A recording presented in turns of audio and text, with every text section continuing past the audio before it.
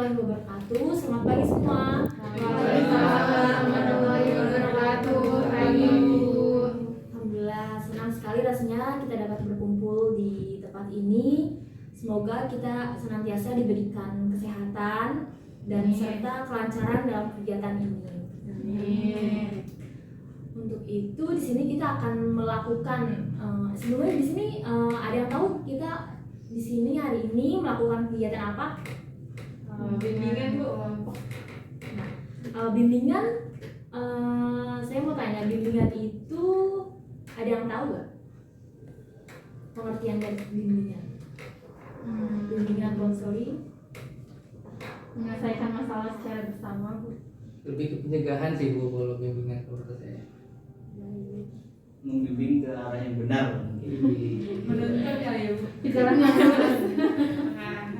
itu interaksi antara individu dengan individu lainnya yang akan diselesaikan masalah tersebut, seperti itu kurang lebih.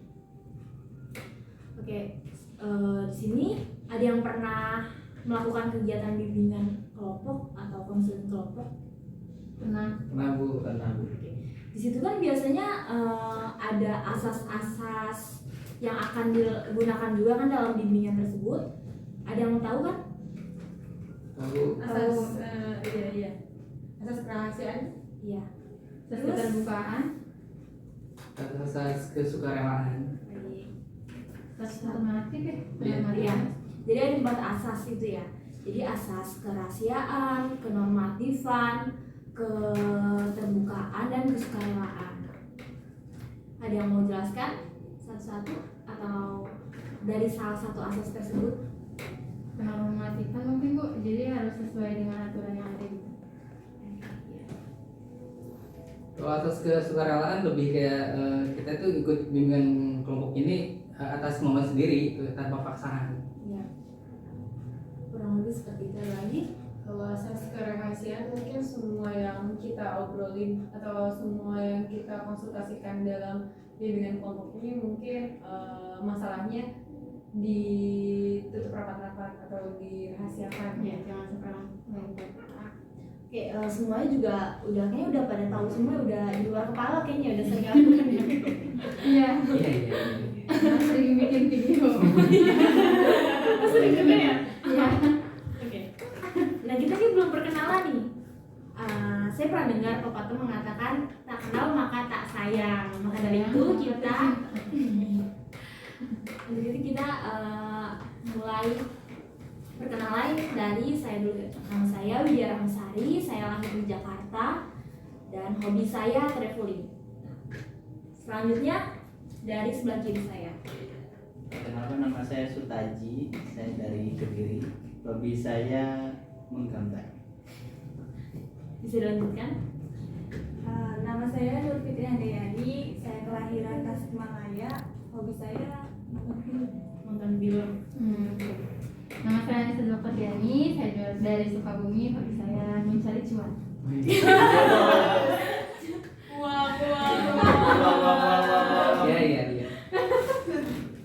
Selanjutnya bisa diteruskan. Baik, perkenalkan nama saya Rizky Riyadi, saya tinggal di Jakarta, hobi saya masak.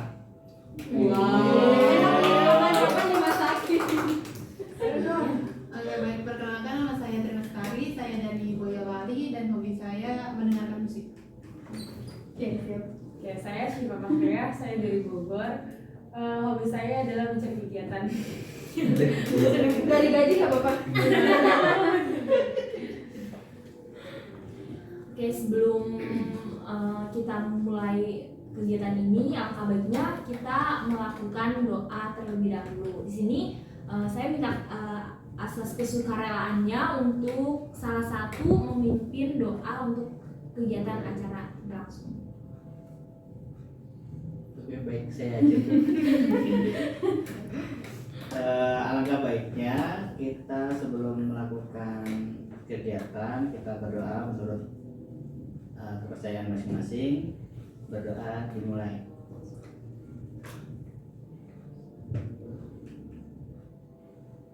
Berdoa selesai. Baik, terima kasih untuk Kak Sutaji Iya. sudah mau memimpin doa untuk kegiatan kali ini. Baik.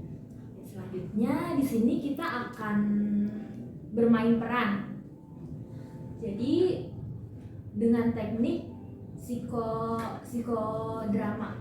Ada yang tahu psikodrama itu apa? Belum tahu sih. Psiko itu dari psikologis ya, Bu? Ada Saya tahunya drama. Dramanya doang nggak Iya, tahu. drama. Nah, kurang lebih seperti itu. Jadi kita melakukan drama, tapi ada tekniknya. Kayak misalnya psikodrama itu kan bertujuan untuk merubah individunya dalam yang dilakukan oleh satu kelompok. Jadi satu kelompok itu memerankan peran atau drama, dan di situ dia ada masalah-masalahnya gitu. Seperti nanti kita akan memakai tema seorang, ada satu keluarga itu dia keluarga kecil, suami istri udah punya anak satu, lalu dia seperti sering berantem, lalu si anak tersebut ini lama-kelamaan setiap hari pokoknya tuh orang tuanya selalu berantem terus dia tuh kayak anaknya lebih stres gitu karena melihat kedua orang tuanya berantem seperti itu. Jadi dari kelompok itu memerankan ada orang tuanya, bapaknya, terus ada yang jadi anaknya, jadi mereka berperan seperti itu. Nah, di dalam psikodrama ini dengan temanya salah satu keluarga kecil, jadi ada yang sukarela. mental anak ya. Nah, iya. Seperti itu. Ada yang tahu lagi? Selanjutnya ada yang mau ditanyakan lagi? Ada pemeran pembantunya nggak di dalam? Dalam pemeran pembantunya pasti ada. Nanti anaknya kedua orang tua itu mempunyai teman, dan pemeran pembantunya itu temannya. Jadi temannya itu punya tante yang kerja sebagai konselor. Jadi mereka akan datang Datangkan ke masalahnya ya ke kantor. seperti itu. Kayak kapan? Selanjutnya kita sebelum melakukan kegiatan psikodrama ini kita, melakukan ice breaking dulu biar tambah semangat dan fokus dengan cara bermain game tepuk tangan. Jadi dulunya kalau saya bilang tepuk siang berarti seperti dua. Jadi tepuk pagi, siang, dan malam. Kalau pagi tepuk tangannya 1, kalau siang 2, kalau malam 3. 1, 2, 3. Cluenya tepuk pagi. Kalau kalau saya tidak bilang tepuk berarti nggak usah pakai ini ya, Bu. Ini ya, boleh. Yuk, harus Oke, fokus semuanya ya. Tepuk siang, malam, tepuk pagi. Tepuk siang, tepuk malam, siang. Oke, udah mulai fokus ya. sekali lagi Bu. Tepuk pagi, tepuk malam. Oke lagi. Oke, selanjutnya ya, terakhir. Tepuk malam. Oke, semuanya udah fokus ya. Mari kita lanjutkan dengan psikodrama. Yeay, siapa yang mau jadi ini ya belum ditanya Bu? Yang untuk jadi peran bapak dan ibu. Ini bapak, ini ibunya. Ya. Jadi makeover mungkin nanti. Iya, ini sampai nemukannya Bu. Ya harus juga. Udah juga pengen ini. Jadi gimana bapaknya yang mana, ibunya yang mana, anaknya? Bapaknya ngomong. Ibunya ini. Ibunya. Ibunya Harusnya bisa ibunya. aja. Oh, oke. Yang Bisa ya, kayaknya ibunya. bisa mendalami peran. Saya masyarakat aja. Masyarakat. Pak RT-nya siapa? Anak. anaknya siapa? Mau jadi siapa? Anaknya siapa? Fitri aja. Jadi boleh. Jadi anak ibu dan ayah ya ada. Terus yang menjadi teman anaknya boleh. Terus konselingnya nanti konselor Jadi saya. Ini Bu. Kakak ngapain kan di sini kan? Saya figuran. ini penjaga Bu. Oh ini jadi ini ya, yang organik dulu Bu. Karena ada yang komen-komenan ya. Menilai. Observer. Oke, mantap, mantap ini. Oke. JP. Udah untuk itu kita mulai kegiatan. Ya, semangat, semangat. Ma, Ya. ini aku mau kasih tagihan bulan ini mama. Apa ini? SPP Emang ya kamu belum ngasih? Ditanya ke mama, kamu gak kerja. aku belum terima uang dari Mana mahal lagi, kamu mau tahu gak uang mama sisa berapa? Tuh, ini uang bulanan mama tuh sisa segini. Ayah kamu tuh belum ngasih. Tapi nanti sama mama deh, ke ayah kamu dulu ya. ini tagihan aku bulan ini ya ma. Iya. Keputusannya nunggu papa ayah kamu ya. Iya. Soalnya ayah kamu tadi katanya bilang mau pulang sekarang. Iya oke ma. Ya, salam. Kamu udah pulang? Iya. Iya. Udah kerjaan udah selesai jadi boleh pulang jadi ini tepat waktu lah. Oke. Gini ya. Itu ada SPP. Terus tunggakan itu udah banyak banget. Emang dari kemarin kamu nggak ngasih ke anak kamu SPP? Kan udah semua dikasih semuanya kan? Aduh, gimana sih, kan biaya hidup tuh makin mahal ya. Sekarang aja uang aku sisa segini. Kamu tuh gimana ya? Kerja tapi uangnya nggak ada. Tuh, uang aku tuh sisa segitu. Kamu tuh kalau suami datang tuh harus melayani, bukan langsung kasih kayak gini. Gak gitu juga, mau ngapain saya layanin kamu tapi gak pernah ada uangnya. Harusnya suami datang tuh kasih minum lah apalnya langsung kasih kayak gini. Wah, anak kamu aja datang-datang ngasih saya tagihan. Masa saya yang bayar? Saya kan gak kerja di sini, ibu rumah tangga. Ini kurang, yang saya kasih tuh kurang. Kurang banget ya. Kamu lihat sisanya segini, itu masih tanggal muda. Masa sisanya segitu? Kamu tuh gimana ya jadi kepala rumah tangga tapi aduh, males aku lama-lama.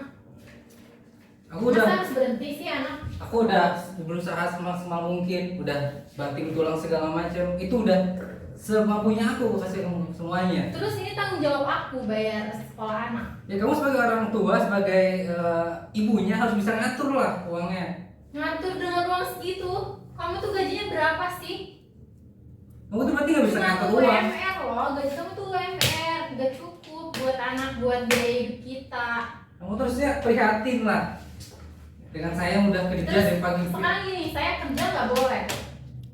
Maunya gimana? Iya saya pengen kamu kerja supaya bisa sambil didik anak kamu di sini, anak kita di sini. Iya, anak kita harusnya yang didik kamu juga. Kamu tuh sebagai kepala keluarga, kenapa harus saya? Saya udah pusing loh mikirin rumah tangga. Anak sekarang SPP-nya nggak ada, uangnya sisa uang segini, mau makan apa? Ya udah deh, gimana aja terserah. Saya udah pusing ya.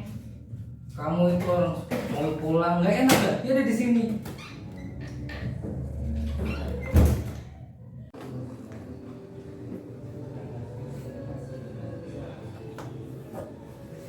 Trik. Kenapa Fit? Aku tuh sedih banget. Sedih kenapa? Orang tua aku tuh marah-marah terus. Nggak mama, nggak papa, sama aja. Soalnya kan tadi kan aku kan tadi udah SPP ya. Aku emang salah aku apa sih? Aku tuh udah kasih tagihan aku bulan ini SPP, tapi mama tuh sama papa tuh marah-marah terus di depan aku. Aku pusing dengernya. Ini gara-gara itu. Iya. Kamu tenang dulu, yang tenang dulu, jangan nangis. Terus Kamu gimana? tenangin dulu pikiran. Kamu ada solusi nggak buat aku? Kalau mau, aku ada tante yang dia profesinya konselor, jadi dia bisa memberikan bukan solusi ya, tapi bisa memberikan pemikiran yang terbuka buat kamu biar kamu bisa lebih tenang aja. mau nggak? Ya boleh boleh. Ya udah. Makasih ya Tri. Ya. Solusinya. Baik.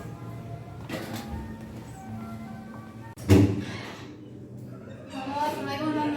Halo, waalaikumsalam. Baik. Kamu gimana kabarnya? Kabar baik juga. Gimana mama kamu sehat? Sehat alhamdulillah. Kamu gimana? Alhamdulillah. Ada apa nih di sini? Maaf nih ya ganggu Tante. Jadi aku punya temen nih Tan. Terus Iya. dia tuh lagi tadi itu ketemu. Terus dia bilang katanya dia ada masalah gitu di keluarganya. Terus aku nyaranin temen aku buat ketemu sama Tante. Tante ada waktu nggak? Oh, kebetulan lagi free, lagi ngetik-ngetik laporan aja. Kamu bawa aja sekarang. Ya Kalau udah. dia lagi free juga. Aku ajak sini aja langsung. Iya.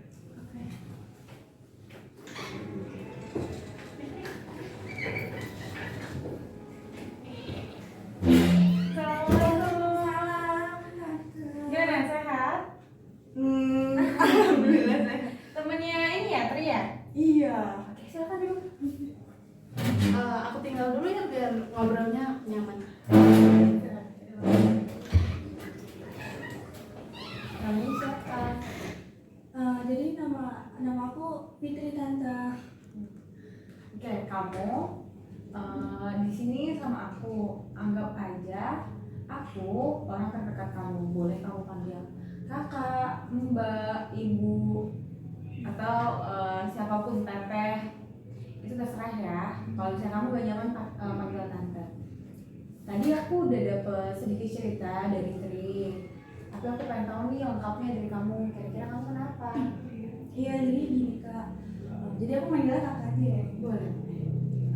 Jadi tuh aku tuh selama beberapa akhir minggu ini tuh mama sama papa aku tuh sering banget berantem dan itu pun di dekat aku gitu. Entah aku kan kamarnya itu kan sebelahan sama mama sama papa. Jadi kalau misalnya mama sama papa lagi ribut, otomatis udah kedengeran sama aku gitu. Oke. Nah, waktu kemarin itu kejadian, aku kan emang udah bulannya ya Kak, minta tagihan gitu, ngasih tagihan ke mama. Tapi mama tuh jawabannya iya nanti, tunggu papa, mama tuh uangnya nggak cukup kayak gini. Nah gitu. Nah terus setelah papa pulang, mama tuh ribut sama papa tentang tagihan aku yang aku kasih. Bilangnya tuh nggak cukup atau gimana, gaji papa tuh bilang katanya cuma UMR. Nah di situ tuh aku pusing gitu kan, setiap hari denger omelannya mama sama papa. Intinya gitu sih Kak. Kira-kira apa yang kamu rasain? Yang aku rasain sih di sini kayak pengen kabur dari rumah karena aku udah nggak tahan banget sama omelan-omelannya mama ke papa gitu, ataupun sebaliknya papa ke mama gitu. Papa dan mama kamu marahnya setiap kali ada masalah aja atau emang setiap hari? Setiap kali ada masalah, terutama di ekonomi keuangan. Di rumah kamu yang kerja siapa? Yang kerja papa. Papa aja. Iya. Mama di rumah. Di rumah. Oke. Pengeluaran untuk orang tua di keluarga kamu untuk siapa aja? Untuk Anaknya siapa aja? anaknya aku dulu sih. Kamu doang. Kamu sekarang kelas berapa? Aku sekarang kelas 1 SMA. Tadi kan kata kamu orang tua kamu kan lagi kesulitan ekonomi nih. Kira-kira apa yang bisa kamu lakukan untuk membantu perekonomian keluarga? Ya mungkin aku bisa mengurangi jajan aku kali ya Kak. Terus aku juga bisa berhenti mungkin dari les matematika, lebih ke kakak kelas bisa ngajarin, atau aku sendiri juga bisa belajar sendiri gitu. Terus aku juga bisa berhenti juga dari les musik, atau aku nggak ikut ekskul karena kan aku selama ini aku ikut 3 ekskul dan 3 ekskulnya ini aku bayar. Mungkin aku bisa menyisihkan jadi 1 ekskul aja yang aku ikutin. Coba sekarang ini kamu diskusi sama mama kamu sama papa kamu untuk pengeluaran dari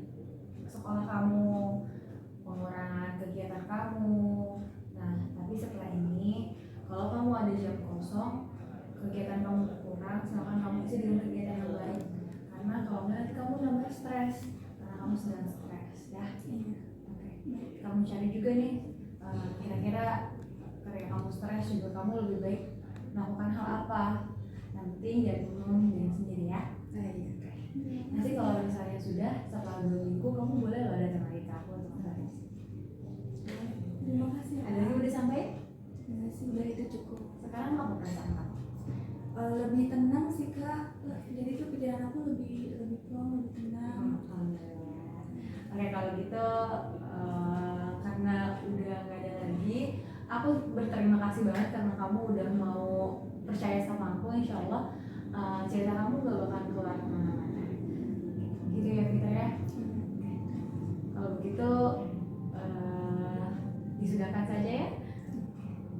Terima kasih ya kak udah mau dengerin cerita aku. Iya sama-sama. Semoga semakin membaik ya keadaan keluarganya. Iya. Hati-hati ya.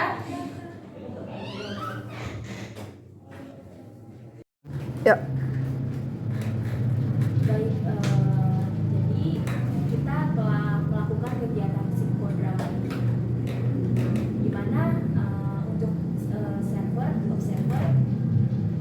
pendapatnya. Baik, mungkin untuk kegiatan psikodrama ini cukup bagus sekali karena terutama yang bagian bapak dan ibu nih, buset ini kayak apa ya, kejadian nyata begitu kan. Cuman emang sebenarnya kalau dari kehidupan kita nanti sampai dengan seperti ini karena kan menyangkut masa depan anak tentang psikologi anak, mentalnya kan jadi terkena deh. Tapi juga untuk sebagai anak ini juga luar biasa, maksudnya ya saya tidak bisa berkata-kata lebih banyak lagi karena udah bagus lah. Untuk konselor saya rasa emang kurang sedikit menjiwai aja, cuman bagus juga sih. Dan siapa tadi sih Teman. oh iya teman. Kalau teman sih emang menurut saya figuran aja karena kan dia cuma membantu. Jadi dalam kehidupan ini emang manusia itu kan sifatnya adalah sosial. Jadi emang perlu saling membantu. Jangan sampai salah satu individu manusianya sendiri jadi terkena mental dan sebagainya. Paling itu aja sih. Ya, kita beri tepuk tangan untuk kehadiran ini. Kalau dari saya drama yang tadi cukup bagus dan seperti Kak Ustadz bilang seperti menjiwai juga para bapak dan ibunya juga seperti dalam keadaan rumah tangga yang benar-benar nyata. Nah saya mau tanya lagi nih untuk para pemainnya, gimana nih sebagai anaknya terutama gimana perasaannya dengan keadaan orang tua yang seperti itu, berantem terus gimana? Ya sebenarnya sih tertekan ya atas ya.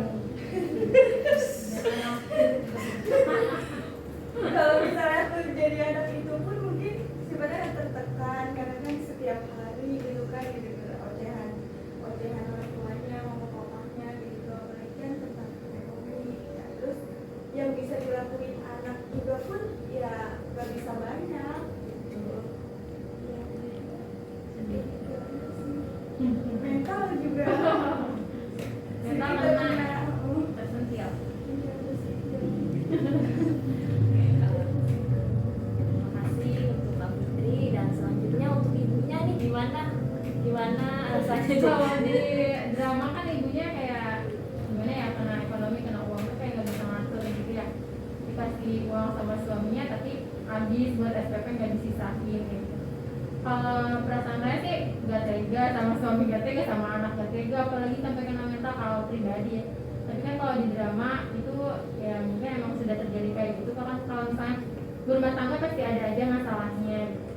Mungkin kedepannya itu bisa jadi pelajaran gitu. Jangan sampai anak tertekan gak ada tempat curhat gitu, akhirnya curhat ke teman, akhirnya menyelesaikan masalah sendiri gitu. Apa gunanya orang tua gitu. Paling gitu. Terima kasih untuk Anissa. Selanjutnya buat bapaknya nih, gimana? Ya, kalau saya sebagai ayah, ya sebagai ayah segi karakter emang bertolak belakang ya. Jadi saya sebenarnya waktu drama juga bingung mau ngapain, soalnya nggak kayak gitu kan. Cuma kalau misalnya kita bahas lagi di dramanya, itu sebenarnya peran dari orang tua itu ada salah gitu. Kalau bisa sebisa mungkin kalau emang ada pertikaian kayak gitu, anak tuh nggak boleh lihat. Kalau bisa anak itu di kamar atau apa, harusnya orang tua bilangin anaknya harus di kamar kayak gimana supaya nggak dengar. Soalnya pasti imbasnya ke anak. Dan anak kan pikirannya, wah orang tua saya ini berantem mulu nih, saya nggak nyaman di sini. Bahkan ada juga anak yang emang tipikalnya kalau emang ada keributan dia kabur begitu kan, atau dia lebih nyaman cerita sama orang lain gitu kan. Jadi peranan orang tua di sini malah nggak ada gitu. Gitu aja sih yang mau saya. Oke, terima kasih Kak Rizky. Selanjutnya untuk Kak Tri yang sebagai jadi teman sang anak ini. Sebagai temannya juga kelihatan dia sedih juga, kasihan juga ya, gitu. iya, jadi ikut-ikutan sedih juga, makanya sebisa mungkin kalau bisa dibantu. Buat ibu konselnya, konselor. Saya tuh sebenarnya pas si anak ini masuk ke ruang konser tuh sedikit bingung sih. Sedikit sedih, kasihan dan bingung.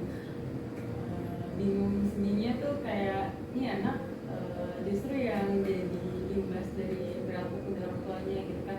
Kalau misalnya tadi kata Bang Rizky, kalau misalnya orang tuanya berantem di kamar, padahal tadi si anaknya juga kan sebenarnya di dalam drama itu kan kamarnya sebelahan gitu. Dia bilangin kamarnya sebelahan, terus tetap mendengar orang tuanya berantem gitu. Ya sebenarnya bukan itu sih, maksudnya kalau misalnya berantemnya anaknya tetap di kamar tapi suaranya tetap kedengeran kan sama aja gitu. Jadi lebih ke ketika orang tua mengelola, cara orang tua mengelola emosinya gitu. Ketika mereka berantem ada masalah gimana cara menyelesaikannya, terus imbasnya jadi ke anak. Dan yang datang ke saya anaknya. Sebenarnya yang saya pengen konseling adalah kedua orang tuanya, iya. Begitu yang harus datang ke saya tuh harusnya kedua orang tuanya, supaya kan sebenarnya yang nimbulin masalah dari si anaknya kan kedua orang tuanya. Oke, terima kasih untuk semua yang berperan di psikodrama ini. Sebenarnya kita ini juga dari drama tersebut kita juga ambil pelajaran bahwa orang tua itu harusnya tidak seperti itu dan tidak kalau marah-marah jangan sampai terdengar oleh anaknya, dan benar kata Anissa, jangan egois juga, karena dari dampak tersebut itu anaknya pun jadi stres. Jadi itu saja. Jadi kegiatan hari ini mulai kita tutup ya. Ada yang mau sukarela untuk menutup doa untuk kegiatan hari ini? Saya aja dulu. Bang tadi sedih, tadi tutup ya orang yang sama. Saya kira untuk kegiatan hari ini sudah kita cukupkan saat ini. Baiknya kita berdoa terlebih dahulu. Berdoa mulai.